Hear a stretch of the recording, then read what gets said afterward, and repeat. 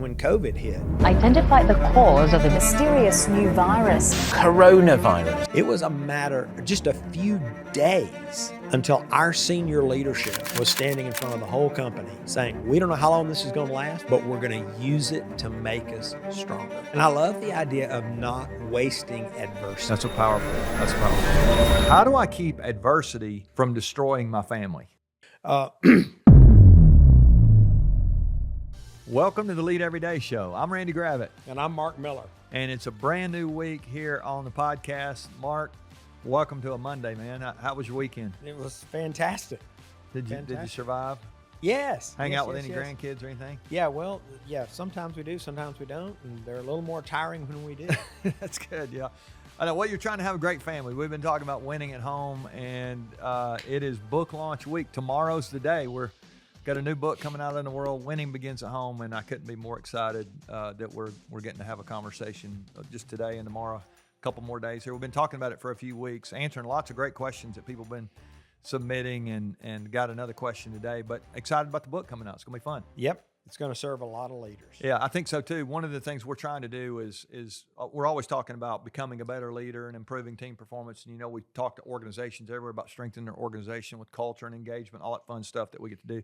But one of the things that we felt like was a missing piece there was, how does a leader accelerate their journey? That maybe covers a lot of this stuff.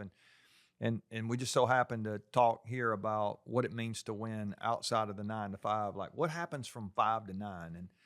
And so I think you're right. I think this is going to serve a lot of leaders. And if you're looking for a Father's Day gift or, belated Mother's Day, need a copy of the book, you can order it, and I think they go out tomorrow. So that'll be good. Great. Yeah. And as we've discussed, this is one of several topic areas that we believe will help leaders accelerate their success. And so more to come on those other areas in the future. Yeah, that's great.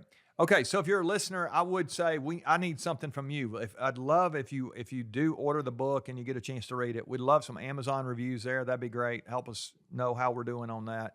Love to get some of those. We also have winningbeginsathome.com. You can go there, and if you do buy a book, got the bundle that we've got all kind of bulk stuff and keynotes maybe even available if you order enough, and we'll sign books for your team, do some video messaging, all that stuff. You can find out about that there. And then I'm excited about the course. I did a little course for folks, a video course, and if they buy a book, we're going to give them that course for free and access to our academy and all kind of fun stuff. So get the book if you've not done so. Okay, so we have one more question today, and then we'll do a little bit of a recap tomorrow. But so here's the question: how do I keep adversity from destroying my family? How do I keep adversity from destroying my family? I thought that was a great question. It's like, if you have a family, you know this.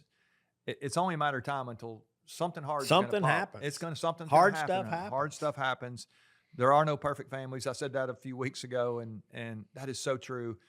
And it's only a matter of time. I heard somebody say one time, you're either in something hard, you just came out of something hard, or you're headed into something hard. And I think that's a great reminder. Yeah, and I don't believe that's pessimism. No, I think that's reality. No, that is reality. I think that's just reality.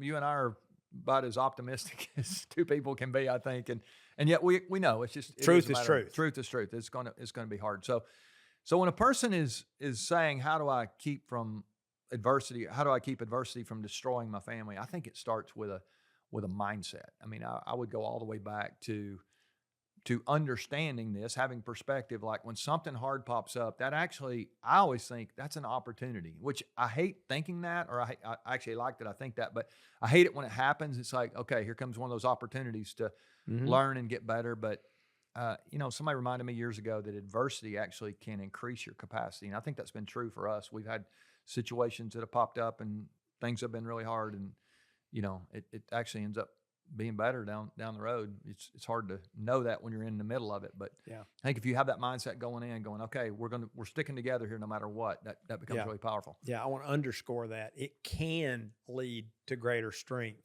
and resilience, but not automatically. Well, it can fray the whole thing. Right, which is why I think the mindset is so critical. Let me take this out of the family context for just a moment.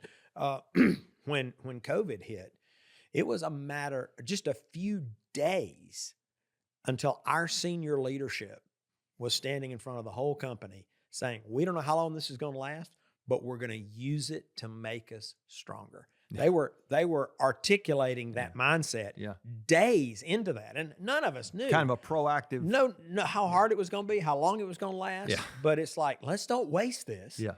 And I love the idea of not wasting adversity. That's a powerful statement. Yeah. Mhm. That's such a powerful mindset that when something hard happens, what if my first thought was, what can I learn from this? How can I get stronger? Who can I help? I mean, there's lots of questions that we could come up with, but all of a sudden you begin to have a different Changes thought. everything. It does. It really does. It changes when that And- mindset changes. Oh, by the way, just back to the pandemic, we had meetings.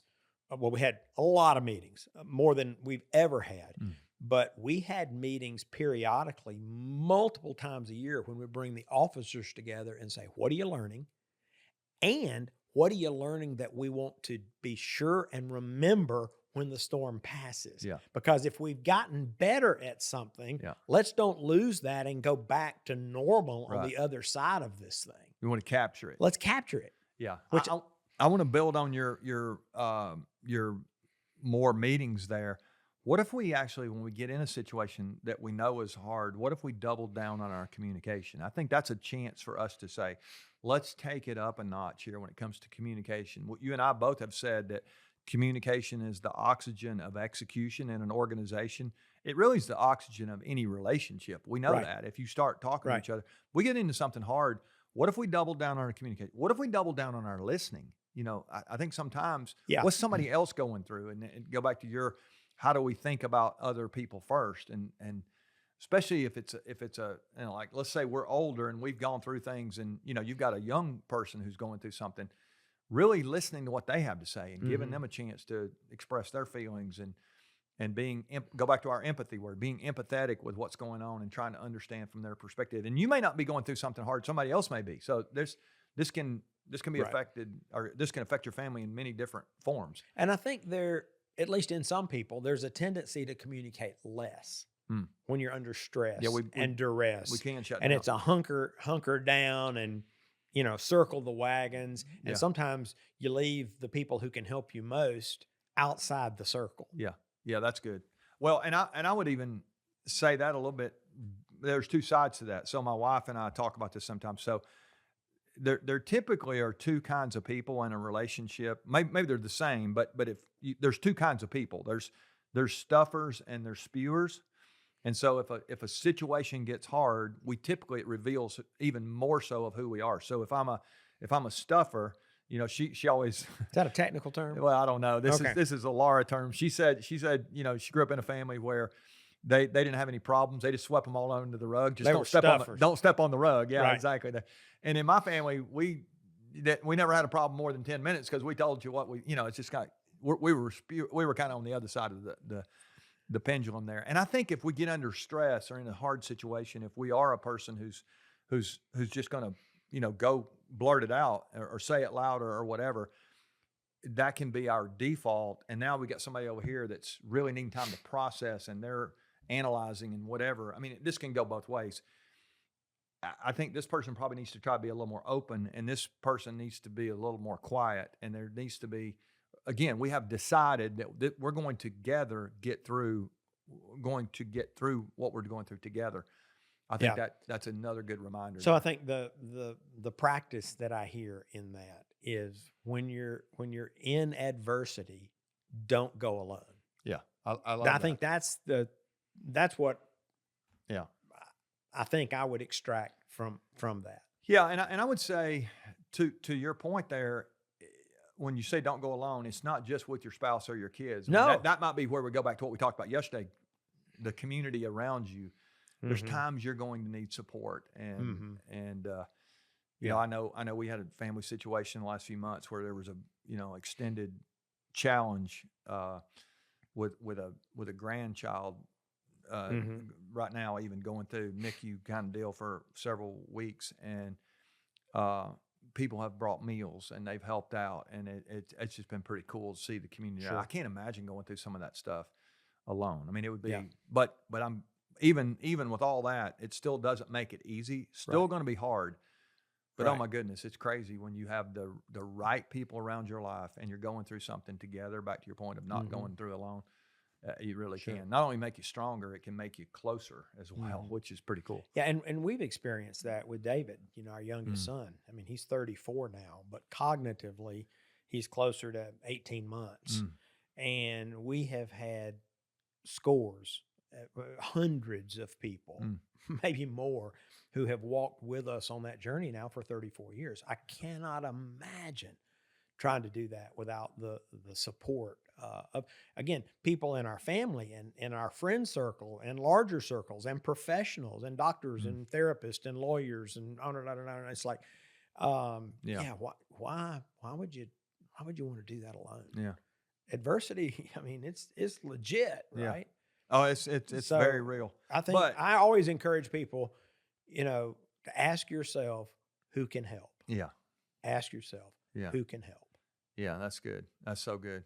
All right. So we're believing that adversity, what's the old song? What doesn't kill you makes you stronger. We're actually believing that adversity can make you stronger. It can.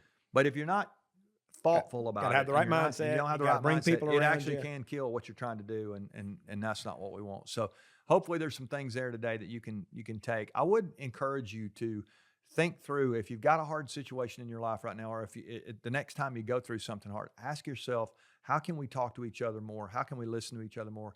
Who can help us from the outside? And I think if you do that, you got a real good shot of your adversity, maybe even increasing your capacity to love and lead your family the way you want to. All right, come back for tomorrow, launch day. We got all kind of fun stuff tomorrow. Will be great. Hope you'll join us for that. Remember, the best leaders lead every day.